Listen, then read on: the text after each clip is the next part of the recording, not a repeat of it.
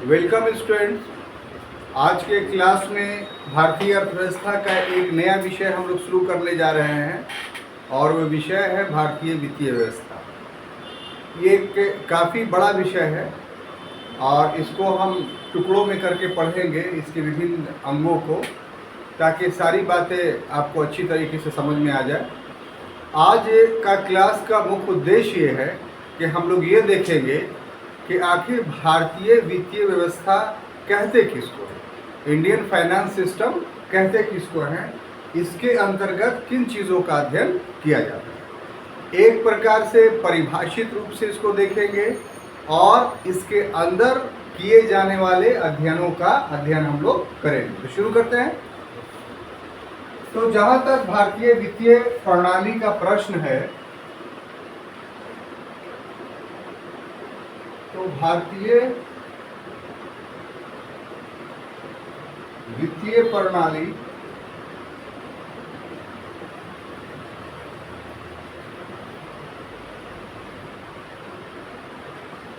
का आशय क्या होता है?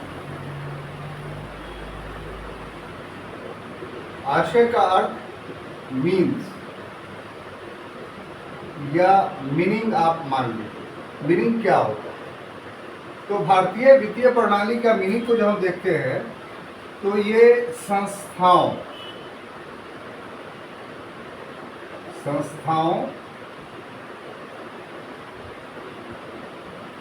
यानी इंस्टीट्यूशंस,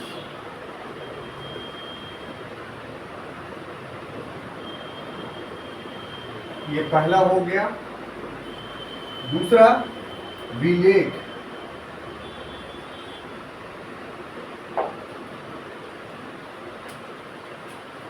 जिसको इंग्लिश में हम लोग कहेंगे इंस्ट्रूमेंट्स,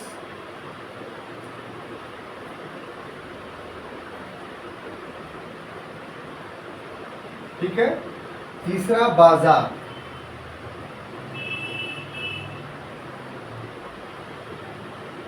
यानी मार्केट। ये तीनों चीज का एक सेट है। क्या है? समुच्चय।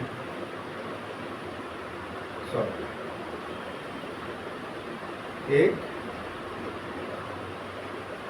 समुच्चय है, यानी सेट है, ठीक है। और ये सेट का काम क्या है? तो पहला काम है कि बचत को बढ़ाना, बचत को बढ़ाना, ये पहला काम है। और दूसरा कुशलता पूर्वक उपयोग करना,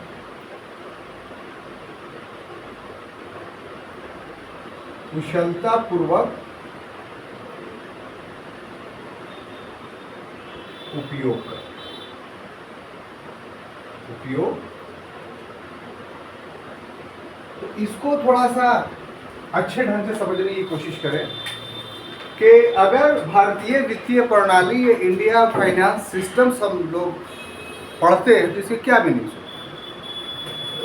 तो शब्द इतने भारी भरकम है इसके कि अगर शब्दों की व्याख्या नहीं किया जाए तो फिर ये चीज़ समझ ही में नहीं आएगा। इकोनॉमिक्स में टर्मिनोलॉजी, शब्दावली का काफ़ी महत्व है। ऐसे तो सभी विषय के शब्दावली होते हैं, उसके महत्व होते हैं, लेकिन इकोनॉमिक्स का जो शब्दावली है एक प्रकार का विज्ञान है। उसके नियम पूरी तरीके से निश्चित हैं।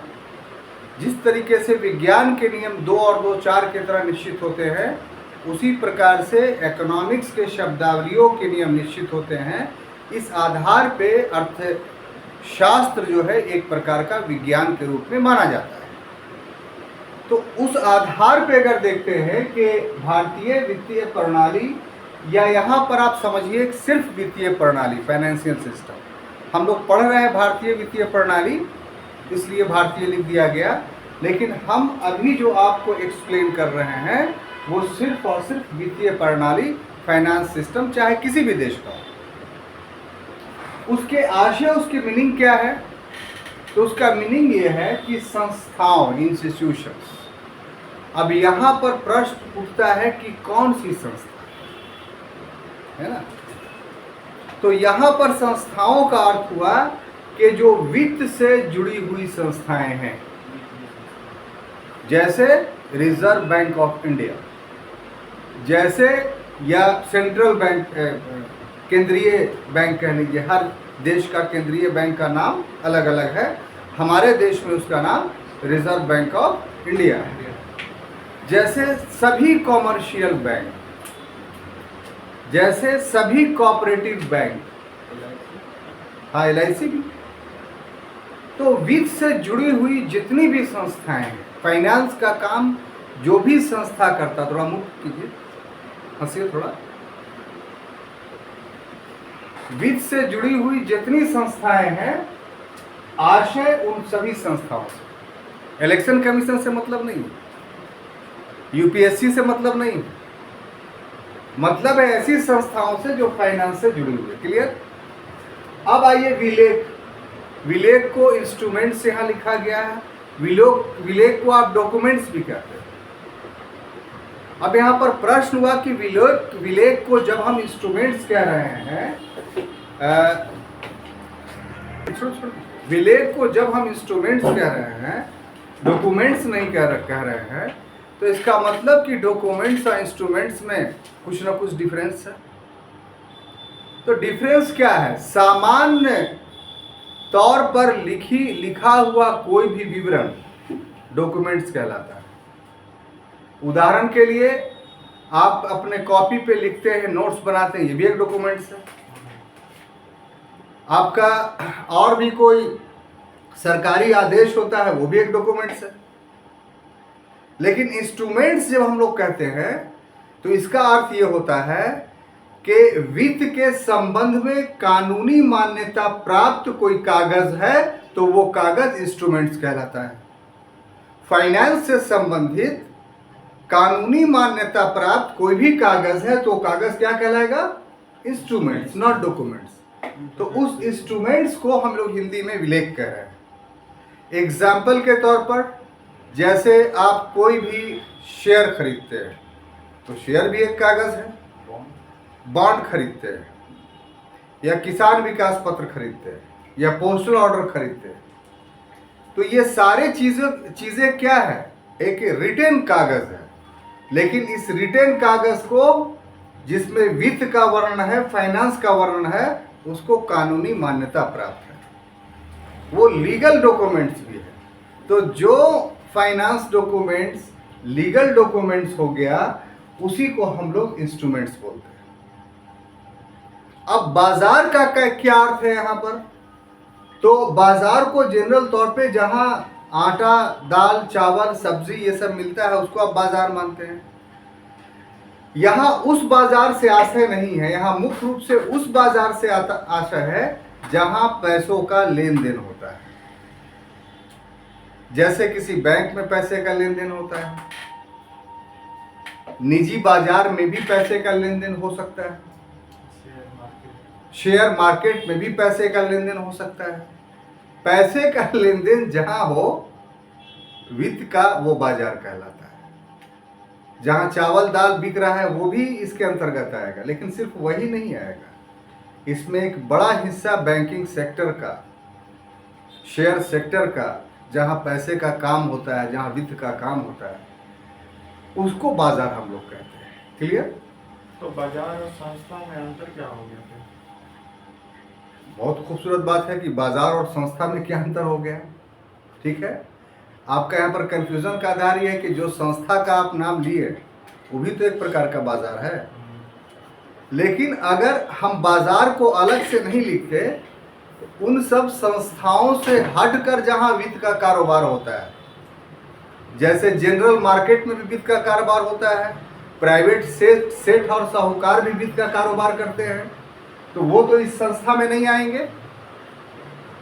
तो इसलिए बाजार को अलग से लिखा गया है, ताकि इसमें एक भावनात्मक रूप से, एक कंसेप्ट के रूप से बैंक, रिजर्व बैंक से हट कर करके एक बाजार का परिकल्पना उभर करके सामने आए, जिसमें हर तरह के पैसे का लेन देन होता है। हर तरह के धन का लेन देन होता है। धन और पैसा दोनों अलग अलग चीज़ है, ठीक है। आप शेयर, आपके हाथ में ये पैसा नहीं है, ये क्या चीज़ है? धन है। लेकिन 1 रुपया, 2 रुपया, 10 रुपया, 20 रुपया है तो ये आपके पास मुद्रा है ना। तो इस अंतर को समझते हैं ना। तो अब ये 3 चीजों का है एक सेट है, एक समुच्चय है। और ये समुच्चय का 2 काम है। एक काम यह है कि बचत को बढ़ावा देना, सेविंग को। अगर फाइनेंस के अंतर्गत सेविंग नहीं किया जाता है, बचत नहीं किया जाता है, तो फिर वो वित्त व्यवस्था नहीं कहलाएगा, वो डिस्ट्रॉय हो जाएगा वित्त व्यवस्था। तो वित्त व्यवस्था का आशय ही यही है कि वहां बचत को बढ़ाया जाए और जो बचाया जाए उसका उपयोग कुशलता पूर्वक किया जाए, स्किल्ड के रूप में किया जाए। मतलब कि जहां पर जरूरत है वहीं पर धन का उपयोग किया जाए, अन्यथा दूसरी जगह पर धन का उपयोग नहीं किया जाए। तो जब हम इन तीनों सेटों का प्रयोग धन के बचत के लिए करते हैं और बचत का उपयोग कुशलता पूर्वक विकास के लिए करते हैं, तो ये सारा सेटअप जो है, यही सारा सिस्टम क्या कहलाता है? वित्तीय प्रणाली, फाइनेंस सिस्टम। ठेठ भाषा में आप बोलते तो क्या कि सर वित्तीय प्रणाली का मतलब पैसे का लेन देन। तो पैसे का लेन देन जुआ में भी होता है, कितनी खूबसूरत बात। लेकिन जुआ खेलने से बर्बादी होती है, उससे अर्थव्यवस्था चलता नहीं है, उससे घर चलता नहीं है। तो अगर पैसे का लेन देन कह करके सरलीकृत रूप से आप वित्त प्रणाली को परिभाषित करेंगे तो अर्थ का अनर्थ हो जाएगा। इसलिए लास्ट सेंटेंस की कुशलता पूर्वक उपयोग उस धन का, जो उस मुद्रा का किया जाएगा, तभी वो वित्तीय प्रणाली कहलाएगी, तभी फाइनेंस सिस्टम कहलाएगा। क्लियर? तो इस प्रकार से वित्तीय प्रणाली, फाइनेंस सिस्टम एक सकारात्मक पक्ष है अर्थव्यवस्था का, जो अर्थव्यवस्था को हमेशा जीवित रखता है। जो पहले की दुनिया थी, ये जो अव्यवस्थित दुनिया है, वहां क्या है? अर्थव्यवस्था व्यवस्थित नहीं रहती, कोई वित्तीय प्रणाली नहीं होता है। परिणाम क्या होता है कि पूरी अर्थव्यवस्था चौपट हो जाती है, पूरी देश भुखमरी के कगार पर। तो वित्त प्रणाली मानवता के विकास के लिए एक सकारात्मक पक्ष है, एक पॉजिटिव एस्पेक्ट है, और उसके नियम अनुसार अगर चला जाएगा तो विकास की गगनचुंबी इमारतों को आप छू सकते हैं। अन्यथा आपको अल्प विकास का शिकार होना होगा, आपको बेरोजगारी का शिकार होना होगा, आपको निर्धनता का शिकार होना होगा। ठीक है? अब देखिए, एक चीज जब हम लोग समझ लिए तो आगे बढ़ते हैं कि जो ये इसका, इस वित्तीय प्रणाली का जो अभी हमने आशय इसका बताया, इसका एक दूसरा रूप भी है। क्या? इसका एक दूसरा रूप भी है। इस दूसरे रूप को समझना काफी अनिवार्य है। वो क्या है साहब? कि इसका प्राथमिक कार्य, यानी वित्तीय प्रणाली का जो प्राथमिक कार्य है, जो प्राइमरी वर्क है, वो क्या है? तो फंड आधिक्य वाले क्षेत्र से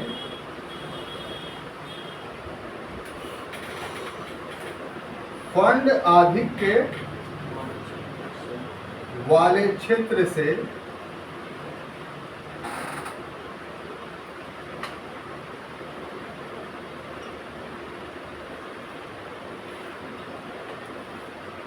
फंड की कमी वाले क्षेत्र में, फंड की कमी वाले क्षेत्र में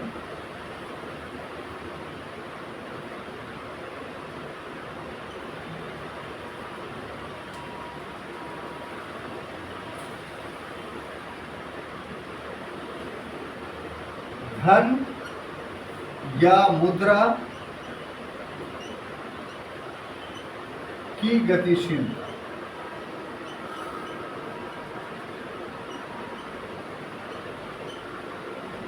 ठीक है। ये तो जो ऊपर में हम लोगों ने अभी देखा वो सम्मिलित रूप से के एक अर्थ के रूप में हम लोग वित्तीय प्रणाली को देखा कि इसके मीनिंग्स क्या होते हैं। अब देखिए कि इस मीनिंग्स के आधार पे इसका दूसरा रूप भर करके ये आता है कि इसका प्राइमरी वर्क क्या है। प्राइमरी वर्क अगर हम शब्द इस्तेमाल करते हैं, इसका मतलब इस काम के अतिरिक्त भी बहुत सारा काम करता है, ठीक है। और प्राइमरी वर्क उसको भी कहते हैं कि अगर उसको ना करे तो फिर उसके बाद वाला उसका सारा काम बेकार, अर्थहीन हो जाता है। इसलिए जिस चीज के लिए जो संस्था बनती है, जो चीज बनता है, वो उस चीज का, वो उस संस्था का प्राथमिक कार्य कहा जाता है। तो वित्तीय प्रणाली का प्राथमिक कार्य क्या है? तो वित्तीय प्रणाली का प्राथमिक कार्य यह है कि ये धन का काम करता है। तो धन में एक चीज होती है कि कहीं पर धन का केंद्रण अधिक हो गया और कहीं पर धन का केंद्रण कम हो गया।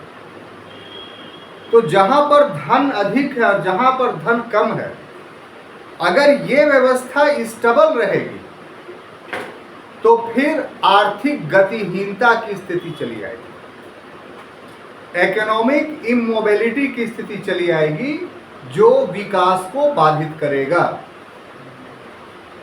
इसलिए अनिवार्य है कि जहां पर धन अधिक है और रुका हुआ है और जहां पर धन कम है, विकास बाधित है, तो अधिक धन वाले से कम धन वाले क्षेत्रों में धन का निर्गमन किया जाए, डिरेल किया जाए, ले जाया जाए।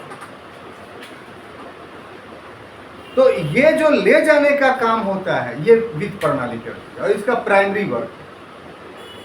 तो इस प्रकार से वित्तीय प्रणाली आर्थिक गतिविधियों में तरलता को जन्म देता है, लिक्विडिटी को जन्म देता है। इसका काम है कि आर्थिक गतिविधि गतिहीन ना हो, उसमें गतिशीलता हमेशा बनी रहे।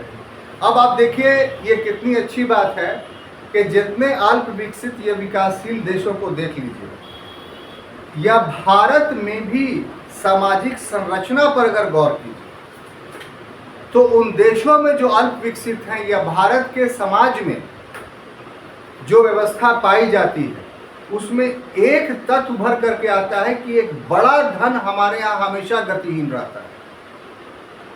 जैसे कि एग्जाम्पल देंगे तो आप समझ जाइएगा कि जो अल्प विकसित देश है वहाँ क्या है कि अभी भी फ्यूडल सिस्टम्स है, अभी भी सरदारों के हाथ में सत्ता है। बहुत सारे छोटे छोटे देश ऐसे हैं जहाँ धन उनके पास संचित है, टैक्स कलेक्ट करके उनके पास जमा कर दिया जा रहा है और वो उसका उपयोग समाज के कार्य के लिए न कर करके संचय के रूप में या अपने भोग विलास के रूप में कर रहे हैं। तो गतिहीनता आ गई वहां। नतीजा के तौर पर देश अल्प विकसित से अल्प विकसित पे ही बना हुआ है। भारत का सामाजिक संरचना के एग्जाम्पल्स हम देना इसलिए जरूरी समझते हैं कि भारत अल्प विकसित से विकासशील तक तो पहुंचा है, संसाधनों की कोई कमी नहीं है, लेकिन अभी तक विकसित क्यों नहीं बना? तो इसके पीछे इसके सामाजिक संरचनाएं जिम्मेदार हैं। जैसे उदाहरण के लिए कि किसी घर में लड़की पैदा हो गई, हर घर की बात है, जितने जाति धर्म के लोग रहते हैं सभी में ये बात लागू है जो मैं आपको बता रहा हूँ। तो गार्जियन क्या करता है कि उस लड़की के नाम पर एक निश्चित धनराशि हमेशा के लिए रख लेता है। अभी पैदा ही हुई है, उसकी शादी 16 साल 18 साल 20 साल में हो, लेकिन उस लड़की के नाम पे 20 साल तक धनराशि जो है वो रोक दी, उसमें गतिहीनता उत्पन्न कर दिया गया। बेटा बेरोजगार है लेकिन उस धन को उसके रोजगार के अवसर पैदा करने में खर्च नहीं किए जा रहे हैं। परिणाम क्या हुआ कि उस घर की अर्थव्यवस्था जो है गतिहीनता की शिकार है। जबकि अनिवार्यता क्या थी कि जहां पर धन अधिक है वहां कम धन वाले क्षेत्रों में उसको ले जाया जाए ताकि परिवार की गतिशीलता बनती और परिवार विकास करता। तो भारत में अर्थव्यवस्था के विकासशील में ही रुके रहने का और भी कारणों के अतिरिक्त ये भी एक महत्वपूर्ण कारण है। तो हम समझते हैं कि वित्तीय प्रणाली का जो प्राथमिक कार्य है, जिसमें बताया गया है कि इसका प्राइमरी वर्क ये है कि अधिक धन वाले क्षेत्रों से कम धन वाले क्षेत्रों को प्रवाहित करना, ले जाना ही वित्तीय प्रणाली कहलाता है। यह वित्तीय प्रणाली का एक महत्वपूर्ण काम। क्लियर? तो आशय मीनिंग के आधार पर, इसके दूसरे रूप की व्याख्या के आधार पर हम समझते हैं कि आप समझ गए होंगे कि आखिर वित्तीय प्रणाली क्या है। अब आपको इसमें कोई संदेह नहीं होगा। आगे बढ़े। अब देखिए साहब, आगे है कि भारतीय वित्तीय प्रणाली के दो अंग हैं। भारतीय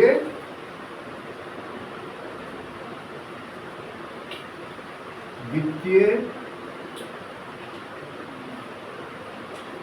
प्रणाली के अंग है ना।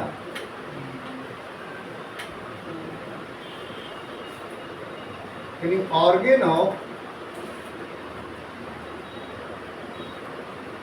इंडियन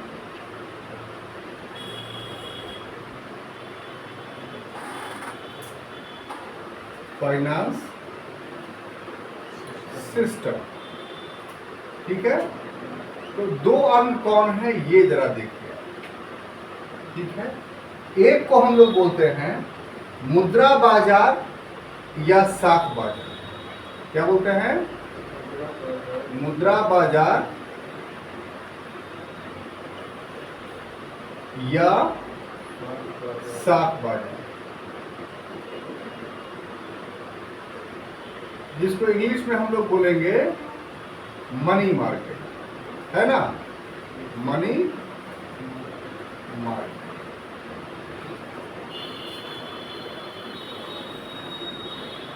और दूसरा को बोलते हैं पूंजी बाजार। क्या बोलते हैं? पूंजी बाजार, यानी कैपिटल मार्केट। कैपिटल है ना। तो अब देखिए कि इसमें क्या है, इसको भी थोड़ा गौर से समझिएगा। इसको भी थोड़ा गौर से समझिएगा, क्योंकि यहीं पर बहुत सारे राज शब्दों के अंदर छुपे हुए हैं। अगर उसको ढंग से नहीं समझिएगा तो फिर आगे चल करके बहुत सारा चीज़ कंफ्यूज रहेगा और उस कंफ्यूजन के कारण सिस्टम समझ नहीं पाएगा। तो शुरू करते हैं कि मुद्रा बाजार या साख बाजार का आशय क्या है। तो ये जो है अल्पकालीन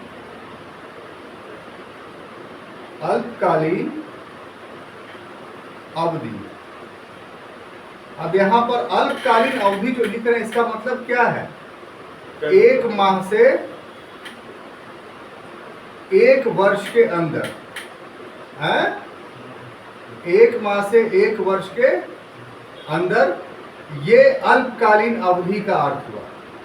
ठीक है, में हम लोग क्या करते हैं कि मौद्रिक संपत्तियों, क्या चीज? मौद्रिक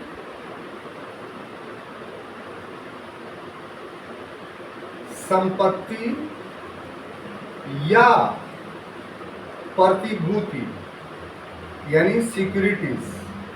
ठीक है, मौद्रिक संपत्ति या प्रतिभूति का लेन देन किया जाता है। क्या किया जाता है? लेन देन। तो ऐसे बाजार को जो है, या ऐसे प्रणाली को जो है, हम लोग क्या बोलेंगे? मुद्रा बाजार या साख बाजार। बिल्कुल सिंपल सी बात है। दो शब्दों पर आपको ध्यान देना है, मौद्रिक संपत्ति और प्रतिभूति। मौद्रिक संपत्ति का अर्थ हुआ पैसा, हार्ड करेंसी, और प्रतिभूति का यहाँ पर आप अर्थ लीजिए कोई भी शेयर, कोई भी बॉन्ड या कोई भी चीज। अगर इनका गिव एंड टेक या लेन देन एक माह से लेके एक वर्ष तक हम करते हैं तो वो मुद्रा बाजार के अधीन आ जाएगा। तो आप अगर बैंक में आपका सेविंग अकाउंट है या करेंट अकाउंट है, तो ये किसका एग्जाम्पल हो जाएगा? स्टॉक बाजार का, मनी मार्केट का, सॉरी हाँ मनी मार्केट का। लेकिन उसी बैंक में आप 10 साल का एफडी किए हुए हैं तो क्या हो जाएगा? कितनी खूबसूरत बात। तो इस अंतर को आप समझ गए ना, हमें इसी अंतर को समझाना था। यानी बैंक आपको मुद्रा बाजार का भी काम कर रहा है और पूंजी बाजार का भी। हालांकि आम चीज यह है कि पूंजी बाजार के अंतर्गत सेबी को हम शामिल करते हैं, शेयर बाजार को शामिल करते हैं। लेकिन परिभाषा के दृष्टिकोण से अगर ये क्लियर नहीं कीजिएगा तो फिर बैंक भी जो पूंजी बाजार की भूमिका निभा रहा है वो आप बिल्कुल छोड़ दीजिएगा उसको। लेकिन इस ढंग से पढ़ने से क्या होगा? आप नहीं छोड़ पाएंगे उसको। आप दोनों के अर्थ को समझ गए। सिर्फ याद क्या रखना है कि अल्पकाल, अल्पकाल का मीनिंग क्या याद रखना है कि 1 माह से लेके 1 वर्ष। कोई कंफ्यूजन? और इसमें मामला क्या बनता है?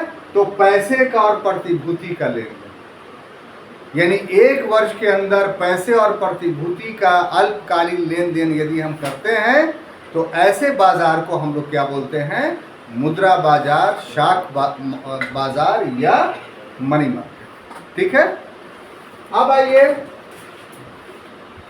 कि इसको एक्सप्लेन करते हैं। सॉरी, मध्यम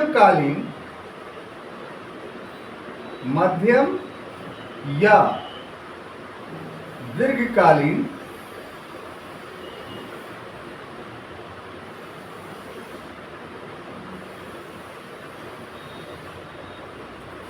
मौद्रिक संपत्ति, क्या चीज?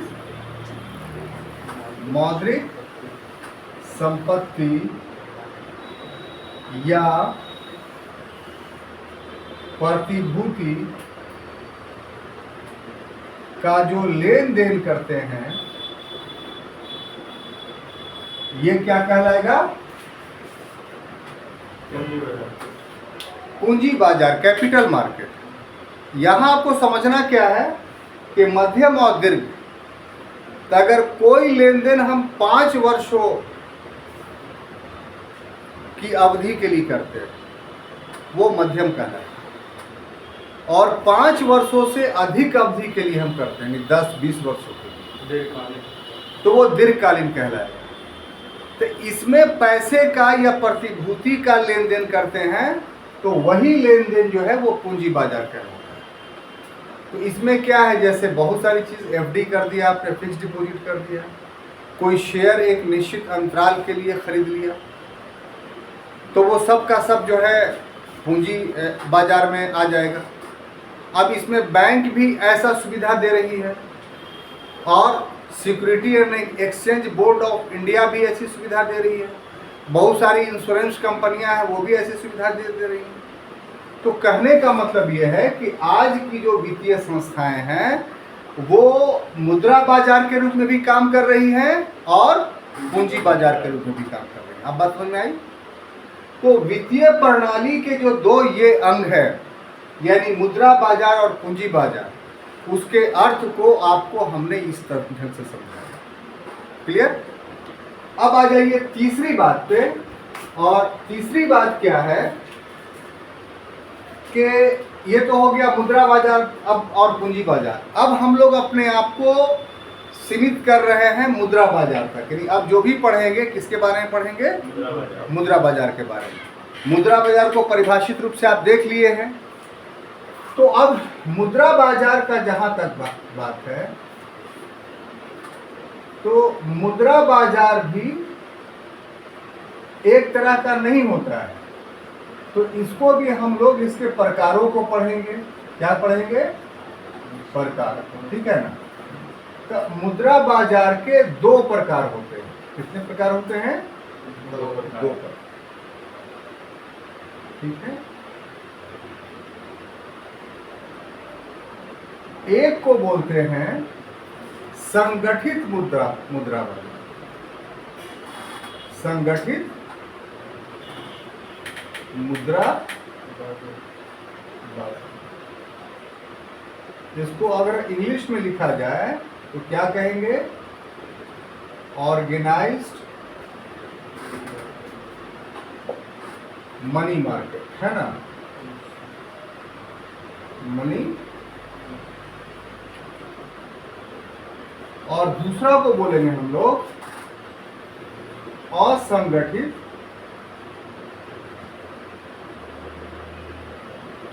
मुद्रा बाजार,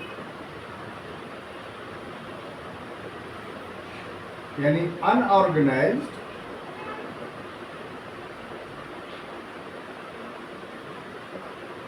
मनी मार्केट, है ना? तो इसको पहले हम लोग देखते हैं कि ऑर्गेनाइज्ड मनी मार्केट और अनऑर्गेनाइज्ड मनी मार्केट क्या है।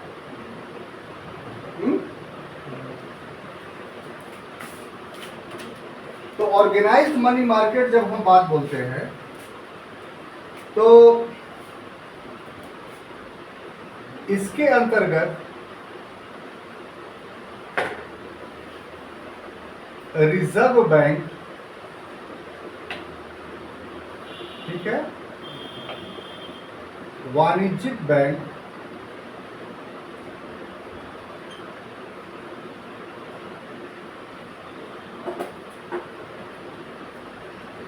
सहकारी बैंक,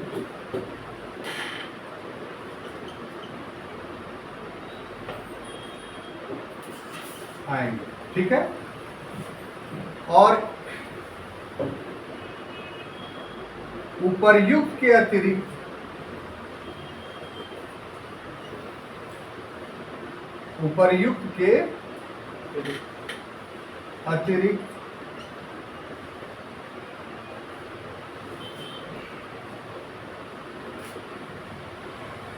जीवन बीमा निगम,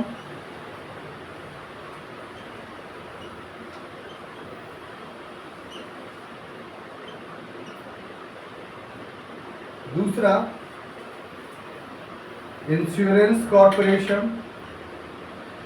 जनरल इंश्योरेंस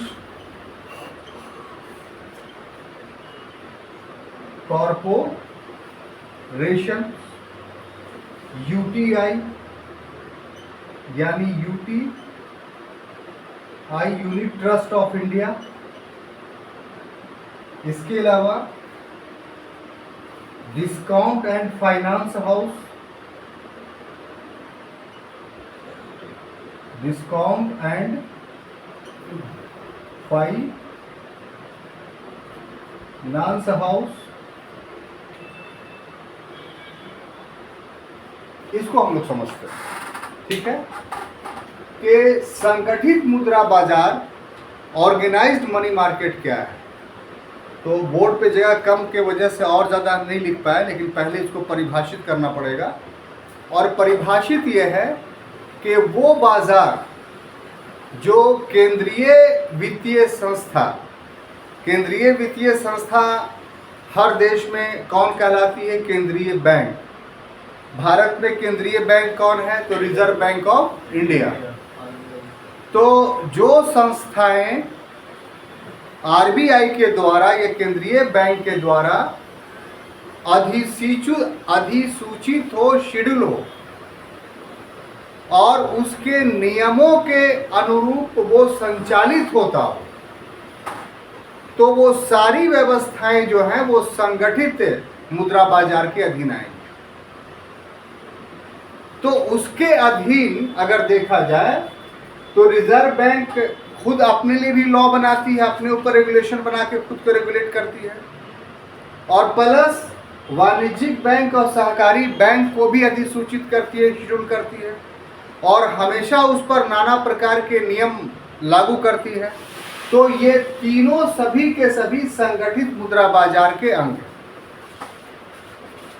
अब देखिए जो नीचे वाला हमने लिखा है उसको अलग से क्यों लिखा है कि इसमें सिर्फ रेगुलराइज होना, अधिसूचित होना ही शामिल नहीं है इन तीनों में, बल्कि इनमें एक चीज और शामिल है कि प्रत्यक्ष रूप से जनता का पैसे का लेन देन होता है। मतलब दूसरे शब्दों में जनता पैसा जमा कर सकती है और जनता पैसा निकाल सकती है। तो जहां जनता पैसा जमा कर सकती है और जनता पैसा निकाल सकती है और वो केंद्रीय संस्था से जो है वो अधिसूचित है, शेड्यूल है और हमेशा विनियमित होती है, तो उसको वही सारी संस्थाएं संगठित मुद्रा बाजार के अंतर्गत आ जाएगी। अब ये तीन के अतिरिक्त जीवन बीमा insurance corporation, UTI, discount and finance corporation, ये सब क्या है साहब? तो ये सब प्रत्यक्ष रूप से केंद्रीय संस्था यानी मुद्रा संस्था से जुड़ी हुई नहीं, बल्कि इनका जो मौद्रिक कारोबार होता है वो लोन देने के क्रम में होता है। यहाँ जनता डायरेक्ट पैसा जमा उमा नहीं करती है या पैसा निकालती नहीं है। यहाँ एक अवधि के लिए पैसा जो है वो सुरक्षित रखा जाता है और इस पैसे का इन्वेस्टमेंट इन ये संस्थाएं वाणिज्यिक बैंकों, सहकारी बैंकों और रिजर्व बैंक में कमाने के लिए करती है। तो दूसरे शब्दों में इन संस्थाओं से जनता का प्रत्यक्ष संपर्क है। जनता प्रत्यक्ष रूप से जमा दैनिक रूप से जमा करती है, निकालती है, साप्ताहिक रूप से जमा करती है, निकालती है, मासिक रूप से जमा करती है, निकालती है। इन सबों में ऐसी सुविधाएं नहीं है। तो हम लोग मौद्रिक बाजार के अंतर्गत उसी को शामिल करते हैं जो जनता से प्रत्यक्ष रूप से गिव एंड टेक कर रही है और रिजर्व बैंक से अधिसूचित हो और विनियमित हो। ये सब भी अधिसूचित और विनियमित हैं, लेकिन ये दैनिक रूप से जनता से लेन देन नहीं कर रही हैं, इसलिए प्रत्यक्ष रूप से ये संगठित बाजार के अंतर्गत नहीं है। हाँ, अप्रत्यक्ष रूप से संगठित बाजार के अंतर्गत है। तो अंतिम में छात्रों, प्रत्यक्ष रूप से संगठित बाजार हम रिजर्व बैंक, वाणिज्य बैंक और सहकारी बैंक को बोलेंगे और अप्रत्यक्ष रूप से हम ये सारी इंश्योरेंस कंपनियों को कहेंगे। क्लियर? अब आ जाइए आगे कि असंगठित का अर्थ क्या हुआ कि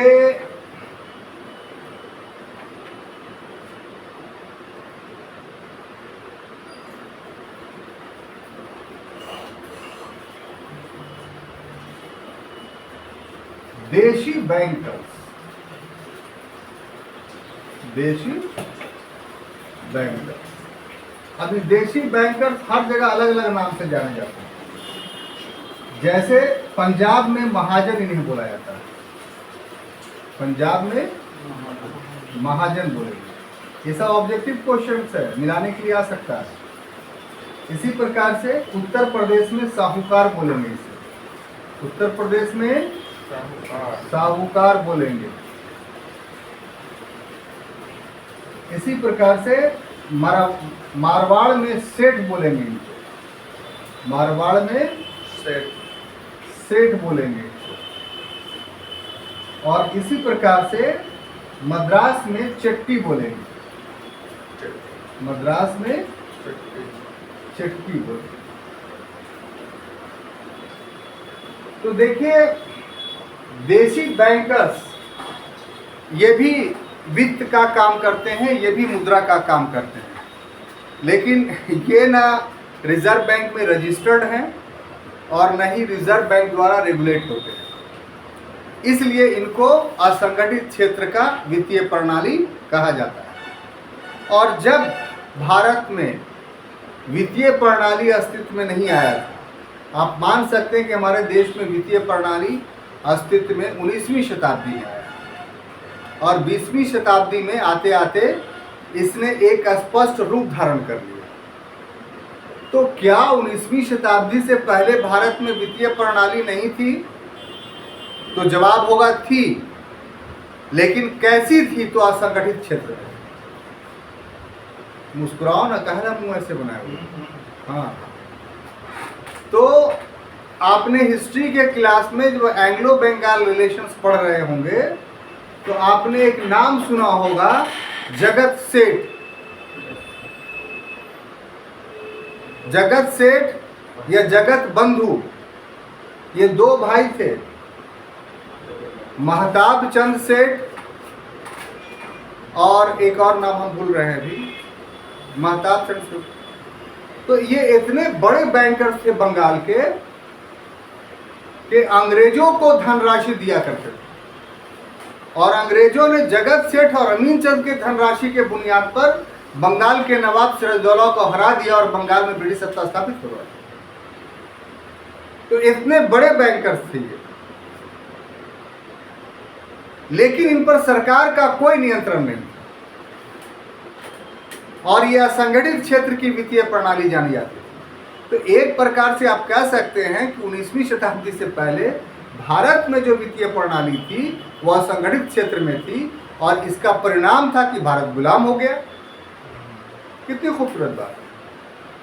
तो यहाँ पर इतिहास से एक दर्शन हमें यह भी होता है कि वित्तीय प्रणाली को अगर देश की आज़ादी बनाए रखनी है तो आपको संगठित क्षेत्र में मजबूती प्रदान करना है। आज की परिस्थिति में भी आप देखिए तो 40% 50% वित्तीय प्रणाली हमारा असंगठित क्षेत्र से आज भी चल रहा है। गांव देहातों में बैंकों की शाखाएं नहीं पहुंची हैं अभी बहुत जगहों पे, तो वहां वित्त प्रणाली कौन संचालित कर रहा है?